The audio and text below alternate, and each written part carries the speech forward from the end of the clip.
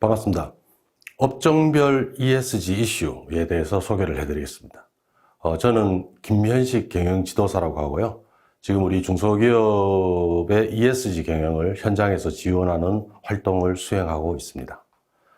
이번 동영상을 통해서 우리 참가자 여러분들께서는 우리 이해관계자들이 ESG 경영과 관련해서 기업에 대해서 기대하고 있는 부분, 거기에 대응하는 것, 이런 활동들을 해야 되는데, 과연 우리 기업, 우리가 속해 있는 이 산업군에는 이해관계자들이 어떤 걸 기대하고 있는지, 핵심적으로 무엇을 궁금해하는 건지, 그것을 정확하게 파악하고 거기에 대응하는 활동을 하는 것, 이것이 우리가 효과적으로 ESG 경영을 하는 거라고 볼 수 있지 않습니까?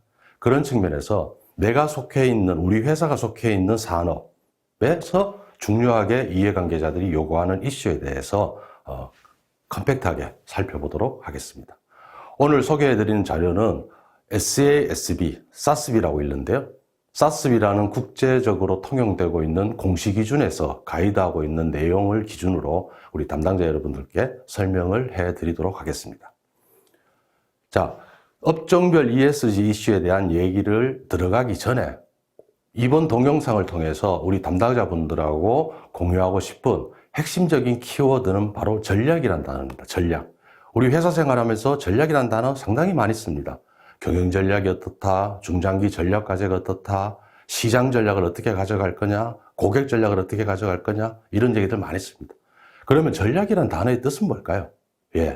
여러 가지 정의가 있겠습니다만은 저는 담당자분들께 전략이란 말은 선택과 집중이다. 우리가 어떤 시장을 선택해서 그 시장에 어떻게 집중해 나갈 거냐, 그것을 정리하는 것이 바로 전략이다라고 설명을 해드리고 싶습니다. 그렇다면 ESG 경영의 전략을 접목하면 어떻게 될까요? 전략적 ESG가 되는 거죠. 우리가 이해관계자들이 기대하는 수많은 이슈들 중에서 어떤 이슈를 선택하고 그 이슈에 포커스해서 어떻게 기업 경영 활동을 해 나갈 거냐라는 전략적 ESG와 관련된 기본적인 생각을 하시는 시간이 이번 동영상이다라고 설명을 드리고 싶습니다. 마찬가지로 경영이라든지 마케팅, 고객 관리에 있어서 전략을 얘기하듯이 지금 현재 이해관계자들이 얘기하는 ESG 경영, 그리고 이전에 얘기되었던 지속가능 경영이나 CSR 경영에서도 이러한 전략적인 어프로치를 상당히 강조하고 있습니다. 바로 중대성 분석 내지는 중요성 분석이란 용어로 기업들이 CSR 활동을 함에 있어서 우리 회사에게 중요한 이슈가 뭐냐라는 것을 분석을 하고 그렇게 도출된 중요한 이슈 중심으로 기업의 경영 활동을 포커싱하는 것, 이것이 바로 CSR이나 지속가능 경영에서 얘기하는 중대성 분석이다라고 이해하시면 될 것 같아요. 그럼 어떻게 하느냐? 화면에 보시는 바와 같이 우리 이해관계자들이 우리 회사에 대해서 무엇을 기대하느냐 먼저 봅니다. 그 다음에 우리가 사업을 해나가는 과정에서 어떠한 중요한 이슈들이 있느냐라는 것을 동시에 살펴보고 이 두 가지를 동시에 만족하는 우리의 전략적인 중요 이슈를 뽑아내는 이런 작업들을 글로벌 우리 CSR 리딩 컴퍼니들이라든지 대기업들이 다 수행을 하고 있거든요. 이것은 바로 전략적으로 우리의 리소스를 투입해서 효과적인 ESG 경영을 하겠다라는 관점에서 움직이고 있는 활동이다라고 이해하시면서 그러면은 여러분들이 지금 근무하고 계시는 우리 중소기업, 우리 기업 입장에서는 어떠한 전략적인 과제를 선택하고 집중할 거냐에 대한 고민을 해보시면 좋겠습니다. 왜 전략적이라는 부분이 특히 ESG 경영에서 필요하냐라는 부분입니다. 언론에서 많이 들으셨겠지만 지금 글로벌리 시장에서 통용되고 있는 ESG와 관련된 기준, 가이드라인, 스탠다드 이런 것들이 600여 개 정도 된다고 합니다. 600여 개. 엄청 많죠? 엄청 많고 각각의 기준이라든지 가이드라인에서 기업들이 지켜야 한다라고 제시하고 있는 그 항목들 숫자도 엄청나게 많습니다. 그 모든 것을 우리 중소기업의 현실에서 어떻게 다 충족하고 실행을 하겠습니까? 어렵습니다. 그죠? 불가능한 얘기입니다. 그래서 이렇게 수많은 기준, 또 각각의 기준에서 얘기하는 수많은 ESG 요구 조건 중에서 우리에게 중요한 거, 우리 이해관계자들이 가장 관심 가지고 있는 부분을 우선적으로 집중해서 성과를 내자라는 활동이 반드시 필요하다. 전략적 ESG 경영 활동이 반드시 필요하다라는 관점으로 연결해서 생각해 보시면 좋겠고요. 참고로 아까 600개 정도가 시장에서 통용되고 있다고 말씀드렸는데 그 기준들을 크게 나눠보면요. 공시 기준이 있고 평가 기준이 있습니다. 공시 기준이라는 것은 우리 기업이 하고 있는 ESG 경영 활동의 성과를 잘 정리해서 이해관계자들에게 알려줄 때 어떠한 기준에 따라서 정리할 거냐를 제시하는 부분이고요. 평가 기준은 우리 기업이 하고 있는 ESG 경영 활동을 외부의 제3의 평가기관에서 어떠한 항목을 가지고 바라볼 거냐, 평가할 거냐에 적용되는 기준이다. 이렇게 크게 두 가지로 구분해서 시장에 통용되는 ESG 기준들을 분류해 볼 수 있다라는 것은 참고로 생각하시면서 우리 오늘 동영상의 목적인 핵심적으로 우리는 어떤 이슈에 포커싱 해야 될 거냐에 대한 얘기로 바로 들어가도록 하겠습니다. 아까 제가 시작하면서 잠깐 말씀드렸던 SASB라는 기준에 대해서 부연 설명을 좀 드리겠습니다. SASB라는 것은 지속 가능성과 관련된 정보 공개를 어떻게 할 거냐, 전 세계적으로 표준화를 시켜봐야 되겠다라는 목적을 가지고 만들어진 단체고, 그 단체에서 2018년도에 이런 항목들을 가지고 공시를 하면은 지속 가능성과 관련해서 기업의 활동을 잘 공시하는 겁니다. 라는 기준을 제시한 것이 바로 SASB 기준입니다. 특이한 거는 이 SASB 기준은 크게 30개 정도의 주제, 그죠? 항목들을 제시를 하고 있는데 그 30개 주제별로 각 산업별로 중요성이 어떠냐라는 부분을 구분을 해놨습니다. 그래서 A라는 산업에서는 1, 2, 3, 4번 주제들 중에서 특히 2번, 3번이 더 중요하다. 우리 이해관계자들이 볼 때. 그 다음에 B라는 산업에서는 아니다. 5번, 6번이 더 중요하다. 이런 식으로 중요성, 우선순위를 분류를 해놨기 때문에 지금 말씀드리는 산업별 ESG 이슈를 이해하시는데 아주 중요한 기준점으로, 도움되는 기준점으로 여러분들께 소개를 해드릴 수 있을 것 같습니다. 말씀드렸듯이 SASB는 11개의 산업, 그리고 그 안에서 77개의 세부 산업으로 분류를 하고 그 산업별로 어떠한 중요한 이슈가 있다는 것을 다 정의를 해놨습니다. 그 중에서 우리 한국의 중소기업이 많이 포함되어 있는 산업군, 내지는 우리 중소기업이 관심을 가지고 지켜봐야 되는 산업군에서 적용되고 있는 그 산업군에게 이해관계자들이 기대하는 중요한 이슈를 7개 정도 제가 구분해서 한번 소개를 해보겠습니다. 첫 번째, 소비자 산업입니다. 소비자 산업. B2C에서 우리의 엔드유저들, 그죠? 고객들이 직접 사용하는 물건이나 재화를 만들어서 공급하는 회사들이 되겠죠. 지금 보시는 바와 같이, ESG와 관련된 많은 이슈들 다 챙겨야 됩니다. 하지만 그 중에서 핵심적으로 이해관계자들이 기대하는 부분은 뭐냐? 소비자 산업과 관련해서는 제품 품질 안전, 당연한 거죠. 소비자들이 직접 사용하는 제품을 만드는 산업이다 보니까 제품 품질과 안전을 중요하게 관리해 달라라는 겁니다. 그 다음에 제품 디자인이나 라이프 사이클에 대해서 철저하게 관리해 달라. 공급망 관리를 잘해달라. 협력사죠. 협력사에 대한 관리를 잘해달라라는 기대를 가지고 있다는 겁니다. 그 중에서 제품 품질과 안전과 관련해서 제가 사례를 하나 가져왔는데요. 여러분들도 잘 아시는 유한 킴벌리라는 회사입니다.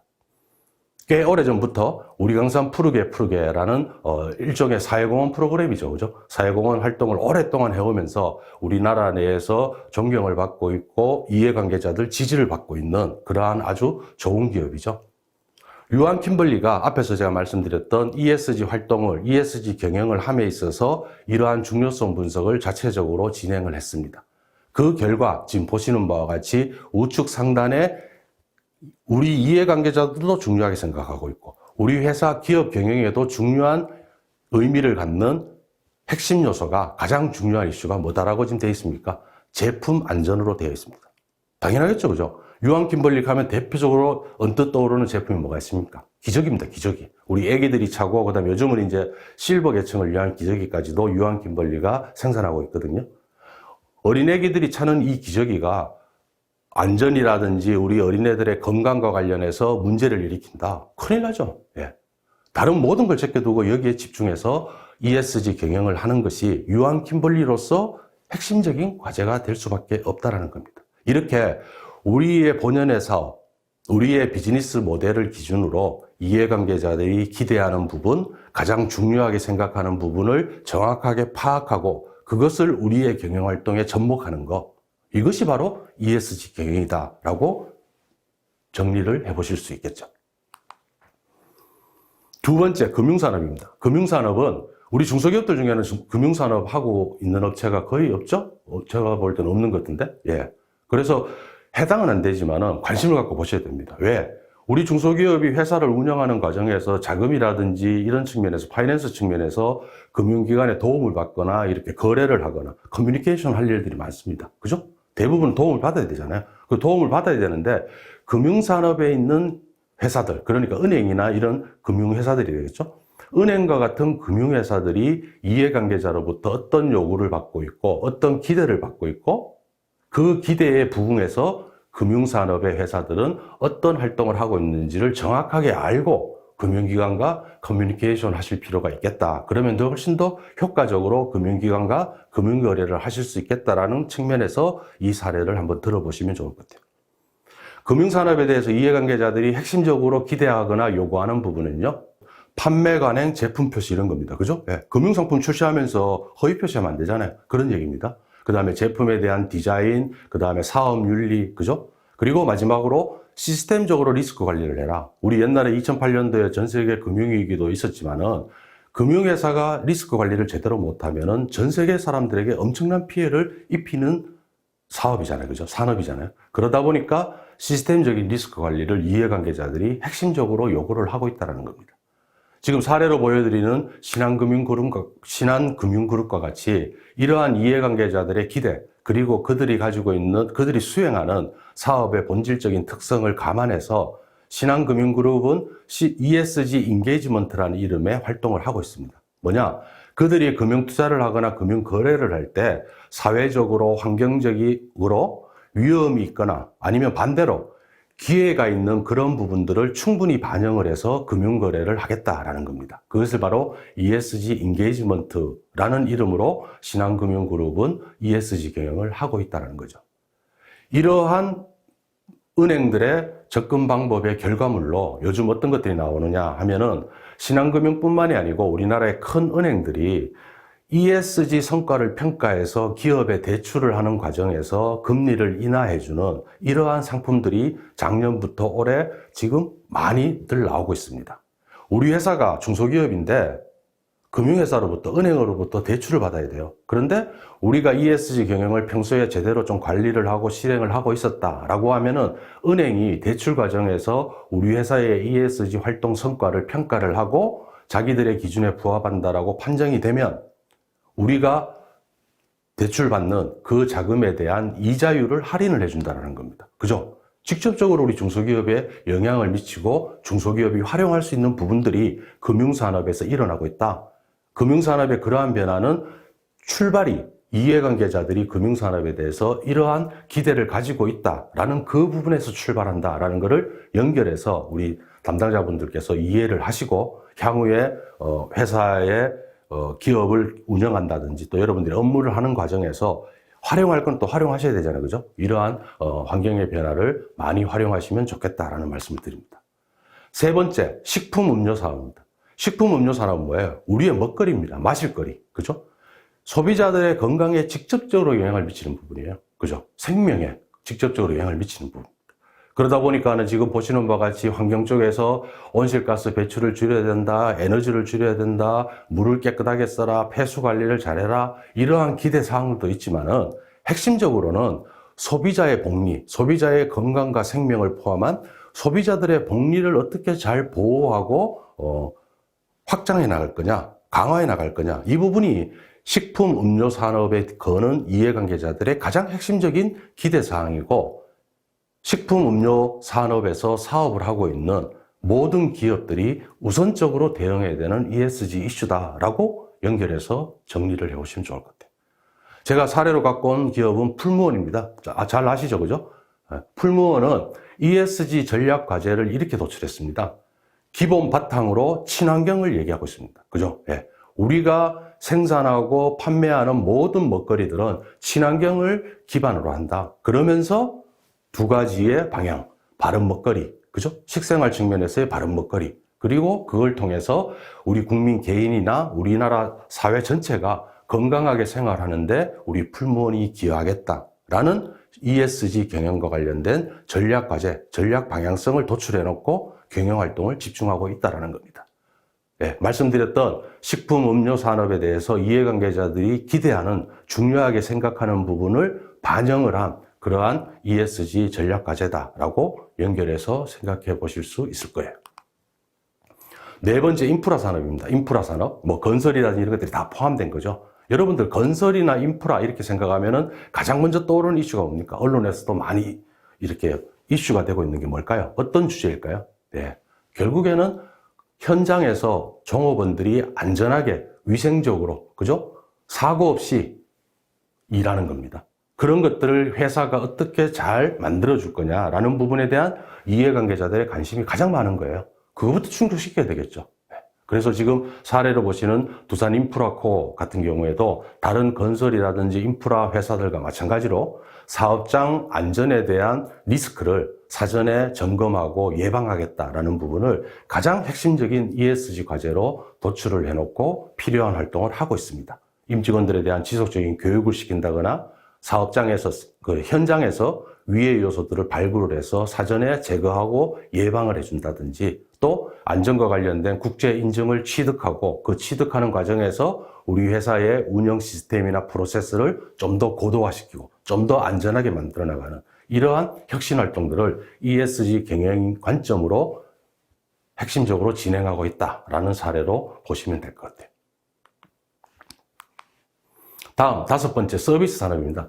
서비스 산업은 여러분들도 아시다시피 워낙 종류가 많습니다. 그죠? 이거는 세부 산업 구분까지 좀 봐야 돼요. 여러분들이 속해 있는 회사를 확인하시려면. 하지만 서비스 산업 전체로 놓고 보면은 지금 보시는 바와 같이 대부분의 ESG 이슈를 관리를 해야 된다. 그 중에서 세부적으로 여러분들의 산업이 속해 있는 이슈를 확인하고 관리해라 라는 것이 이해관계자들의 기대입니다. 그래서 우측에 지금 사례에 보이시는 거는 그 중에서도 제가 사업 윤리와 관련된 사례를 하나 가져왔습니다. 스타벅스 사례인데요. 스타벅스는 우리 한국에서 지금 사업을 하고 있는 스타벅스 코리아뿐만이 아니고 글로벌 전체적으로 ESG 경영을 전략적으로 실행을 하고 있는데, 그 중요한 ESG 경영에서의 핵심적인 과제를 어떤 걸 가져가느냐? 바로 에틱을 가져갑니다. 윤리. 예. 그래서 우리가 거래 과정에서 우리에게 커피를 납품하는 우리의 농가들과 윤리적이고 투명하게 깨끗하게 거래하는 가격이라든지 여러 가지 거래 프로세스 상에서 이러한 활동들을 전 세계가 공통으로 진행을 하고 있고, 그걸 통해서 스타벅스라는 기업의 가치, 기업의 브랜드 이미지를 좋게 하는 이러한 결과를 얻고 있다라고 보시면 될 것 같아요. 서비스 산업에 우리 종사하고 계신 우리 담당자분들이 계신다면 우리 산업에 해당되는 부분은 한 번 더 확인해 보시면 좋겠습니다. 다음, 기술통신산업입니다. 기술통신사업. 우리가 쓰는 뭐 휴대폰이라든지 통신 이런 것들 다 포함되겠죠, 그죠? 예, 보시는 바와 같은 이러한 중요한 이슈들을 잘 관리해달라라는 이해관계자들의 요구가 있고요. 그 중에서 특히 B2C, 우리 소비자나 고객의 접점으로 사업하고 있는 B2C 산업 같은 경우에는 모든 산업이 공통적으로 관리해야 되는 중요한 이슈가 뭡니까? 바로 고객 정보입니다. 고객 정보. 고객 정보를 잘 보호하고 관리해야 된다는 것은 단순한 이해관계자들의 요구가 아니고 법적으로 개인정보보호법이라든지 법적으로 강제하고 있는 부분입니다. 그죠? 그렇기 때문에 모든 기업들이 이건 당연히 준수해야 되고 지켜야 되는 우리 ESG 핵심 이슈다. 이렇게 여러분들께서 보시면 될 것 같습니다. 마지막 업종으로 운송산업입니다. 여러분들 운송이라 그러면 뭐가 떠오르시나요? 예. 뭔가 물건을 싣고 움직이는 거죠. 예, 움직입니다. 그러면은 우리 ESG 관점에서 가장 1차적으로 나타나는 결과는 뭘까요? 예, 온실가스가 많이 배출되는 겁니다. 그러면 운송산업에 대해서 이해관계자들이 뭐부터 기대할까요?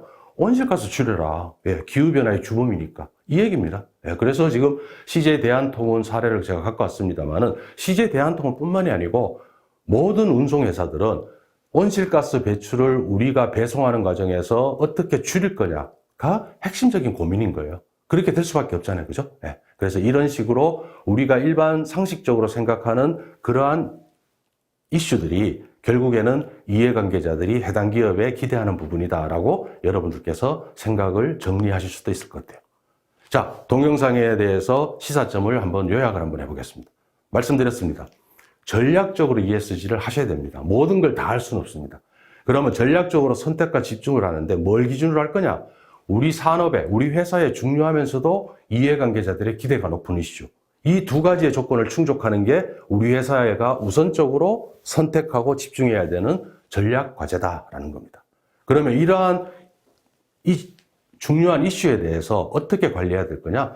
두 가지 트랙이 있습니다. 두 가지의 방법이 있습니다. 첫 번째는 그 이슈와 관련해서 문제가 안 생기도록 리스크를 잘 관리하는 겁니다. 사고 안 터지게 관리하는 겁니다.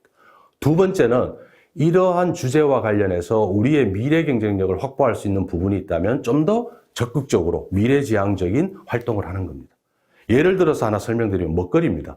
먹거리 사업을 하는 우리 식품 음료 회사는 1차적으로 뭘 해야 됩니까? 우리 먹거리를 먹고 사람이 사고가 나면 안 돼요. 그죠? 그 다음 두 번째, 우리가 생산하는 이 먹거리가 우리 소비자들이, 고객들이 관심이 있는 건강증진이라든지 다이어트, 이런 쪽에 도움을 될 수 있는 새로운 원료를 개발하고 새로운 레시피를 개발해서 경쟁사보다 경쟁 우위를 가져가는 것. 이것이 바로 ESG 경영의 두 번째 모습이다라고 여러분들께 전략적 ESG로 정리를 하면서 각 업종별 ESG 이슈에 대한 소개를 마무리하겠습니다. 경청해 주셔서 감사합니다.